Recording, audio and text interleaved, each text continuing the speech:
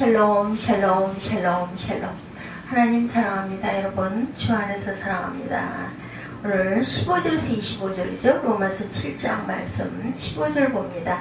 내가 행한 것을 내가 알지 못하는 곧 내가 원하는 것을 행하지 아니하고 도리어 미워하는 것을 행합니다.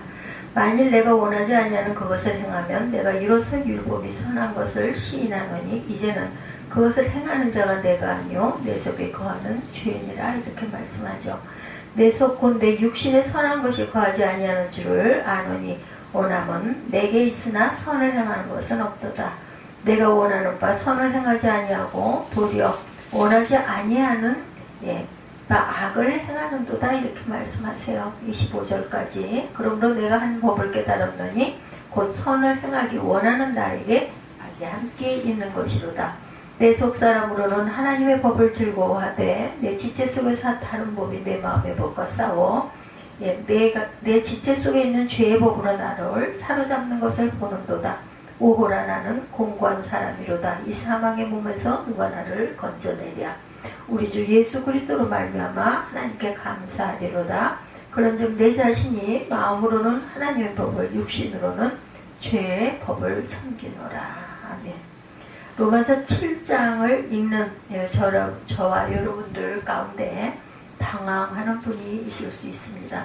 로마서를 기록할 그 통로가 될 정도로 성령께 사로잡혀 있는 바울이 자신의 상태에 대한 고백을 하는데 받아들이기가 어렵고 어려운 표현들이 많이 나타나기 때문에 그리스도와 함께 옛사람이 죽었고 죄에 대해서 죽음을 경험하고 율법에 대해 죽음으로 율법의 구속에서 벗어났다고 고백한 바울이 여전히 죄 아래 죄의 포로로 살아가는 자신의 모습에 고통스러워하고 있기 때문이다. 먼저 네 구절을 보면 나는 내가 행하는 것을 이해할 수 없습니다. 15절에 이렇게 고백합니다. 15절 봅니다. 로마서 7장 15절에서 25절 말씀. 우리의 거룩한 탄식입니다. 내가 행하는 것을 내가 알지 못하노니 곧 내가 원하는 것을 행하지 아니하고 도리어 미워하는 것을 행함이라 이렇게 말하고 있어요. 미워하는 것을 행함이라. 그리스도와 함께 옛사람이 죽었고 죄에 대해서 죽음을 경험하고 율법에 대해 죽음으로 율법의 구속에서 벗어났다고 고백한 바울이 여전히 죄 아래 죄의 포로로 살아가는 자신의 모습에 이렇게 고통스러워하고 있다.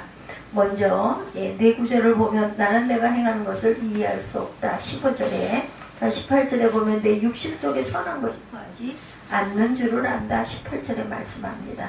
또한 19절에도 내가 원하는 선을 행하지 아니하고 도리어 원하지 않는 악을 행한다 이렇게 말하죠. 다시 한번 로마서 7장 15절부터 보면 내가 행하는 것을 내가 알지 못하노니 곧 내가 원하는 것을 행하지 아니하고 미워하는 것을 내가 행함이라. 16절에 만일 내가 원하지 아니하는 그것을 행하면 내가 이로써 율법이 선한 것을 시인하노니 이제는 그것을 행하는 자가 내가 아니요 내 속에 거하는 죄라. 내 속 곧 내 육신에서 선한 것이 거하지 않은 줄을 아노니 원함은 내게 있으나 선을 행하는 것은 없다고 바울이 고백하죠.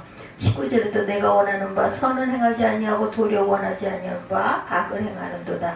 20절 만일 내가 원하지 아니하는 그것을 하면 이를 행하는 자는 내가 아니요 내 속에 거하는 죄가 그것을 행하고 있다라는 거죠. 그러므로 내가 한 법을 깨달았다. 그 선을 행하기 원하는 나에게 악이 함께 있는 것이로다. 내 속사람으로는 하나님 법을 즐거워하되 내 지체 속에 한 다른 법이 내 마음의 법과 싸워서 내 지체 속에 있는 죄의 법으로 나를 사로잡는 것을 보는도다. 탄식하죠. 24절부터 보면 오호라 나는 공고한 사람이로다. 이 사망의 몸에서 누가 나를 건져내랴. 우리 주 예수 그리스도로 말미암아 하나님께 감사하리로다. 그런즉 내 자신이 마음으로는 하나님의 법을 육신으로는 죄의 법을 섬기노라. 이런 갈등이 마음속에서 늘 일어난다는 바울의 고백입니다. 그래서 성도의 거룩한 탄식이 되죠. 우리 모두는 이 바울의 이 말에 다들 아마 동의하실 것입니다. 나는 내가 행하는 것을 이해할 수 없고 내 육신 속에 선한 것이 거하지 않는 줄 안다. 내가 원하는 선을 행하지 아니하고 도리어 원하지 않은 악을 행하고 있다. 19절이죠. 이래서 나는 참 비참하노라. 이 사망의 몸에서 누가 나를 구해내겠는가. 24절에 이렇게 고백합니다. 이 고백들은 바울이 로마서를 기록할 시점이 아니라 과거 그가 불신자였을 때의 상태를 고백하는 것으로 이해할 수 있다. 혹은 불신의 상태는 아닐지라도 거듭났지만 여전히 육적 상태에 있을 때의 상태를 말하는 거다. 이렇게 해석이 되기도 합니다. 저는 후자가 맞을 것 같아요. 우리가 변화되었다고 하면서도 여전히 마음속에서 싸움을 할 때가 너무나 많죠. 로마서 7장에 나타난 복음의 메시지, 로마서 5장에서 그리스도를 통해서 화평을 누리고 의롭다함을 받고 죄에 대해서 죽은 자가 되고 율법에 대해 죽은 자가 되었다는 고백 직후에 다시 불신자의 상태, 회심 이전의 상태로 돌아가는 고백을 한다는 것, 논리의 흐름상 자연스럽지가 않은데 우리는 늘 마음속으로 갈등을 하지 않습니까? 의롭다움을 받은 자로, 죄에 대해 죽은 자로, 율법에 대해 죽은 자로 우리에게 주어진 은혜를 누리는 우리의 믿음의 싸움으로 보는 것 합당합니다. 로마서 기록할 당시 바울의 상태라고 보는 것도 또한 그럴 수 있겠죠. 몇 가지 근거를 말하자면, 첫째, 문법적으로 13절까지는 과거 시제를 사용하다가 14절부터 현재 시제를 사용합니다. 한글이나 영어에는 잘 나타나지 않지만 원문에는 그렇게 나와 있습니다. 그러므로 로마서를 쓴 당시 상태를 강조하고 있는 것이 아니겠는가. 두 번째, 22절에 내 속사람으로는 하나님의 법을 즐거워하지만 이라는 표현이 있죠. 속사람은 거듭난 성도에게 말한 새 생명으로 인한 변화된 새 사람을 의미하는 단어입니다. 거듭나지 않은 불신자에게 사용될 수 없는 단어죠. 불신의 상태에서 하나님의 법을 속사람이 즐거워한다고 말할 수는 없기 때문에. 셋째, 21절에 선을 행하기 원하는 나에게 라는 고백에 선한 것에 대한 강한 의지와 열망이 나타나 있습니다. 비록 행함으로는 나타나지 않지만 선에 대한 강한 열망이 있다. 넷째, 16절에 내가 원하지 않는 것을 행한다면 나는 율법이 선하다는 것을 시인하는 것이다 라고 말하고 있어요. 자신이 원하는 것을 행하지 않는 것을 통해서 율법이 선하다는 것을 증거하는 것이죠. 그래서 16절에 말하는 내가 원하지 않는 것을 행한다면 나는 율법이 선하다는 것을 시인한다. 참된 그리스도인들의 내적인 갈등들이 이렇게 있어요. 로마서 7장 전반부에서 율법에 대해 죽은 자에 대해서 설명을 했고 율법과 우리의 관계를 설명합니다. 그 연장선상에서 갈등 가운데 있는 나의 상태가 율법은 선하지만 능력은 없다는 것을 증명하는 거라고 설명하는 흐름이 나와 있죠. 그 다음 앞서 이해하기 어려운 바울의 고백들을 어떻게 받아들여야 할까? 나는 내가 행하는 것을 이해할 수 없습니다. 우리가 갈등할 때가 너무나 많아요. 그죠? 마음엔 그러면 안 돼 하면서도 할 때가 많습니다. 내 속에 선한 것이 거하지 않는다. 원하는 선은 행하지 않고 오히려 원하지 않는 악을 내가 하고 있다. 나는 사망의 몸입니다. 라는 바울의 고백을 우리는 이해할 수 있을까? 이 고백은 성도들이 거룩함에 이룰수록 나타나는 탄식입니다. 로마서 7장 이르기까지 그리스도와 함께 죽고 부활을 경험하고 죄에 대해서 죽은 자, 율법에 대해서 죽은 자의 상태는 그리스도를 통하여 우리에게 주어진 선물이죠. 신분이 되었어요. 우리가 칭함을 받았죠. 그렇게 여기고 살아갈 때 믿음의 싸움을 통해서만 그것을 경험할 수가 있다. 싸움을 하지 않는다 그런 생각을 하는 것 자체는 안 할 테니까. 죽은 자, 율법에 대해 죽은 자의 상태는 그리스도를 통해서 우리에게 주어진 선물이다.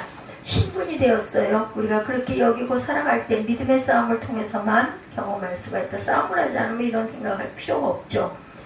그 믿음의 싸움 가운데 참된 그리스도인들은 내적인 갈등을 이렇게 다들 경험하게 될 것이다. 바울이 이런 갈등을 하는데 우리는 뭐 말할 것도 없지 않겠습니까? 우리가 이해하기 힘든 바울의 갈등과 탄식은 성령에 의하여 거룩하게 되지 않은 사람들은 경험할 수 없는 고백이다. 죄에 대한 혐오, 자신 안에 있는 악에 대한 혐오, 자신이 원하는 의롭고 선한 삶에 도달하지 못한 것에 대한 탄식은 성령님의 역사가 아니고는 경험할 수 없는 성도들의 심리 상태. 성령님의 임하여 우리가 더욱 거룩해질 때 죄의 실체는 더 밝게 드러난다. 우리가 입고 있는 옷이 전부 더러우면 오물 조금 묻은 것 별로 안 보입니다. 신경을 쓸 필요도 없어요. 그런데 깨끗한 옷에 흠이 하나 다 묻었어.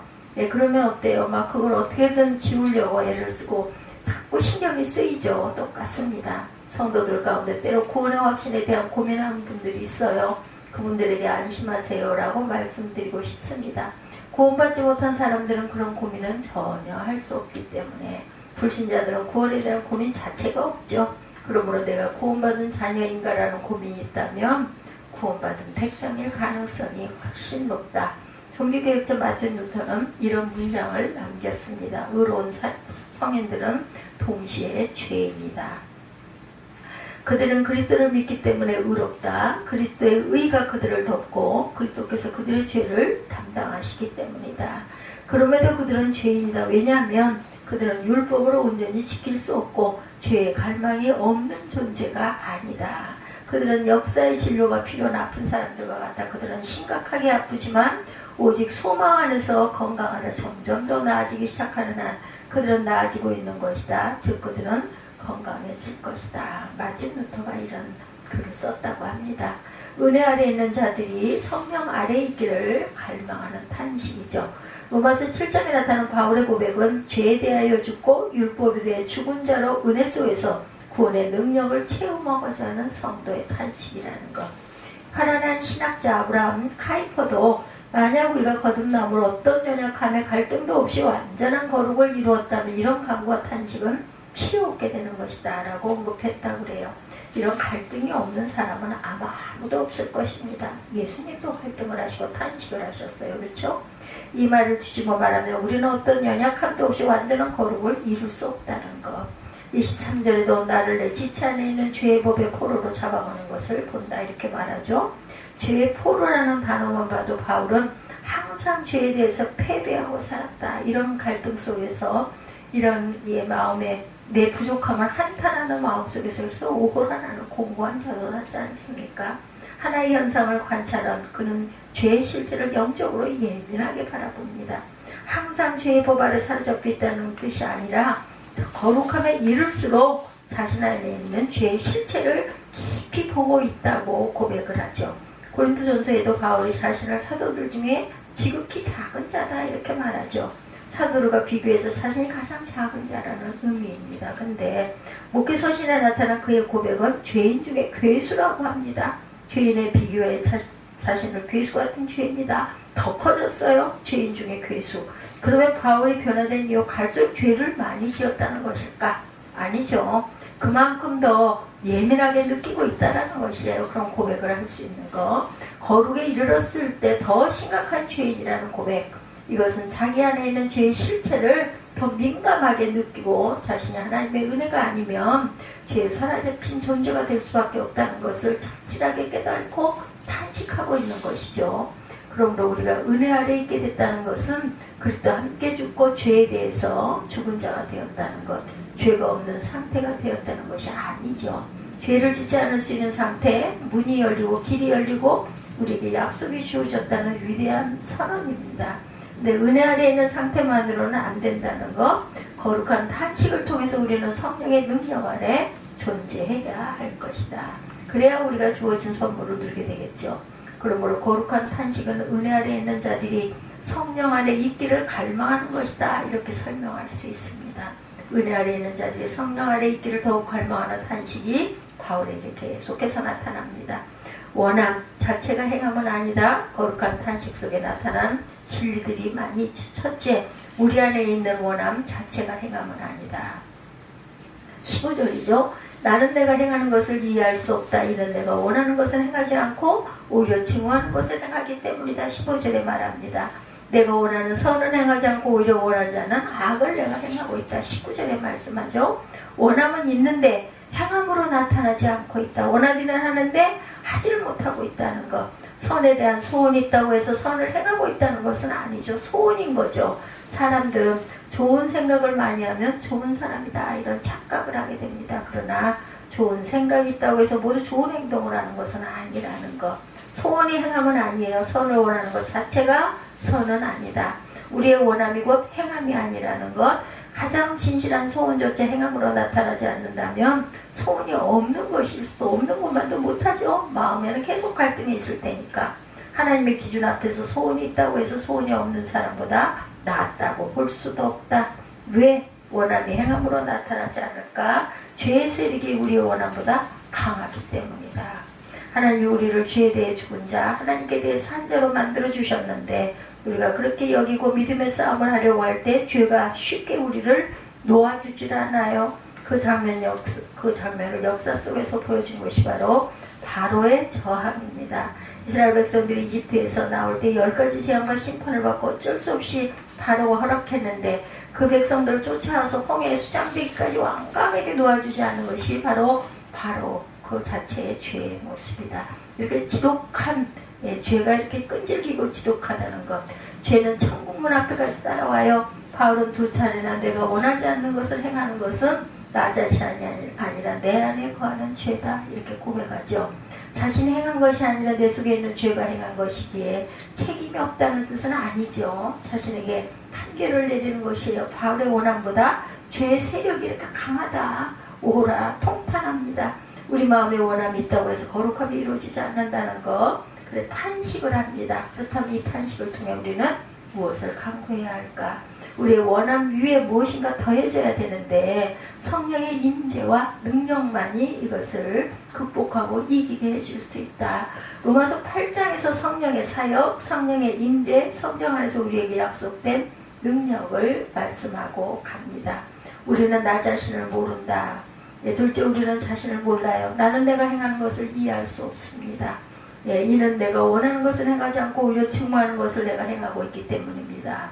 15절에 반복되죠. 우리가 왜 자신을 모를까? 육신의 영향으로 자아가 분열되어 있기 때문이다.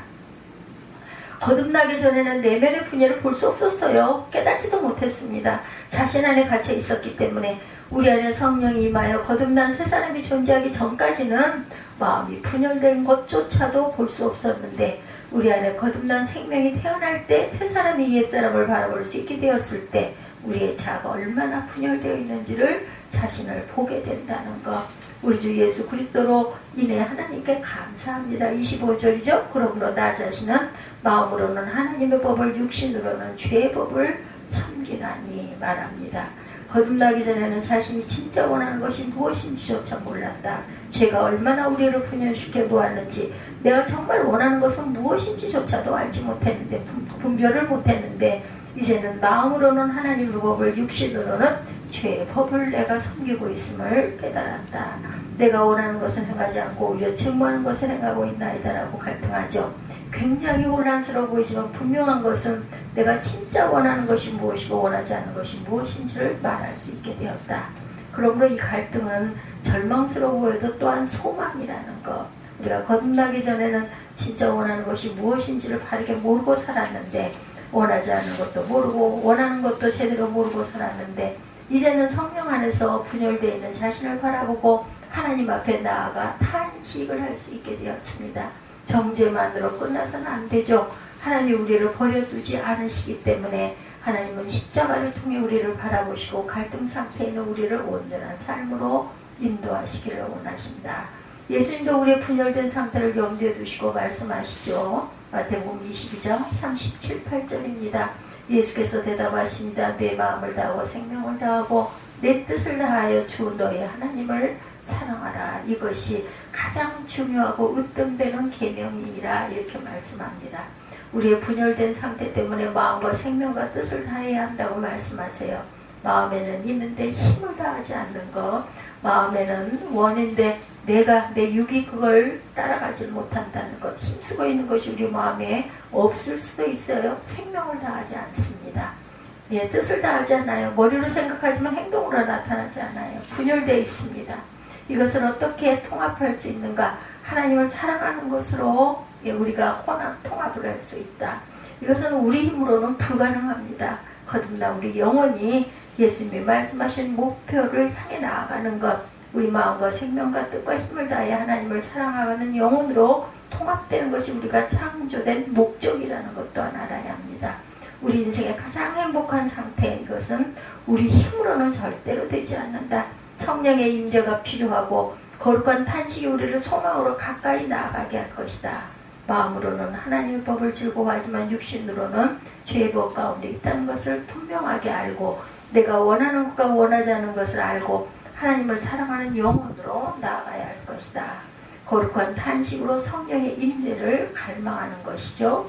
그리스도 외에 다른 길은 없어요. 세 번째죠. 거룩한 탄식 속에 예수 그리스도 외에 다른 길은 없다는 진리가 드러납니다.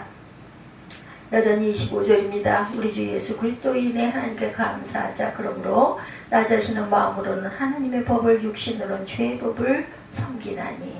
바울이 나는 참 비참하고 공고한 사람이다 라고 말하죠. 이 사망의 몸에서 누가 나를 구원해낼까 탄식합니다.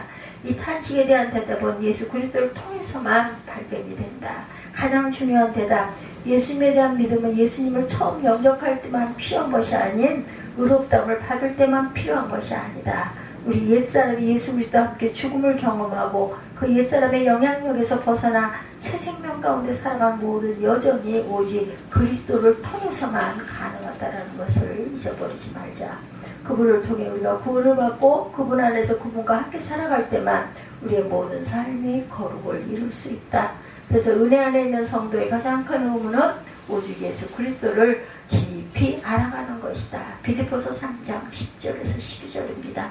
나는 그리스도와 그분의 부활의 능력을 알고 그분의 죽으심을 본받아 그분의 고난에 동참하는 것이 무엇인지 알기 위해 어찌하든 죽은 사람들 가운데 살아난 부활에 이르고자 하나니 나는 이미 얻었거니와 이미 온전한 것이 아니다.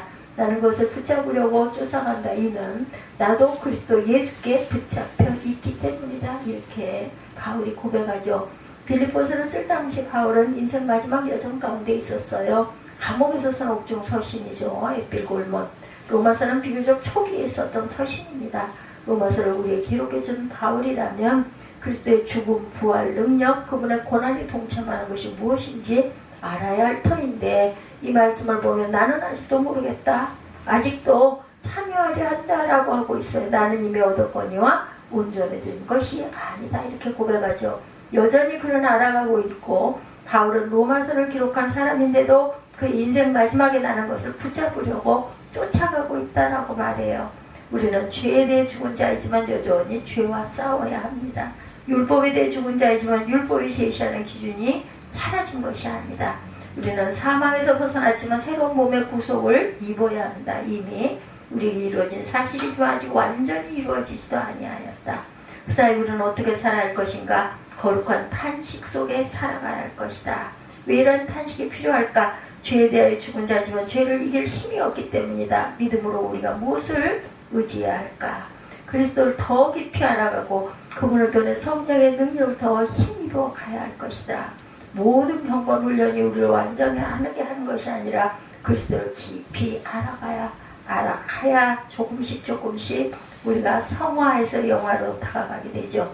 성경을 바로 하는 것은 예수를 깊이 아는 것입니다. 그분과 함께 연합하고 그분 안에 거하고 역사적으로 성경을 꿰뚫는 사람이 없다는 것, 성경이 우리를 꿰뚫을 뿐이다. 로마서를 기록한 바울도 그리스도 십자가의 부활을 알려고 하고 붙잡으려고 쫓아가고 있어요. 누가 성경을 정복할 수 있는가? 성경에 정복당해야 하는 저와 여러분들, 그리스도 안에서 온전히 구원받기 전까지는 우리는 사도 바울처럼 붙잡으려고 쫓아갑니다 라는 고백이 있어야 한다. 거룩에 이르면 이룰수록 더욱 하나님의 은혜 아래 있지만 성령 아래 있기를 간절히 사모해야 한다.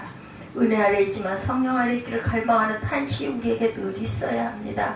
로마서 8장으로 이어지죠.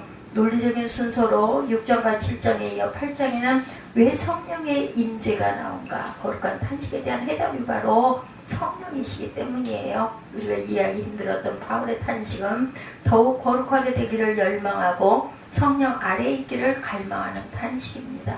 우리가 더욱 그리스도에 가까이 갈수록 죄를 더 깊이 깨닫고 탄식하게 된다. 그러면 죄의 세력이 얼마나 무섭고 끔찍하고 우리를 놓아주려 하지 않는지를 깨닫게 될 것이다. 거룩한 탄식이 우리에게 있기를 주님의 이름으로 축복합니다. 성령님의 은혜를 더 깊이 체험하는 저와 여러분들이 되시기를 주님의 이름으로 축복합니다. 오늘 로마서 7장 15절에서 25절 성도의 거룩한 탄식에 대해서 함께 은혜를 나눴습니다.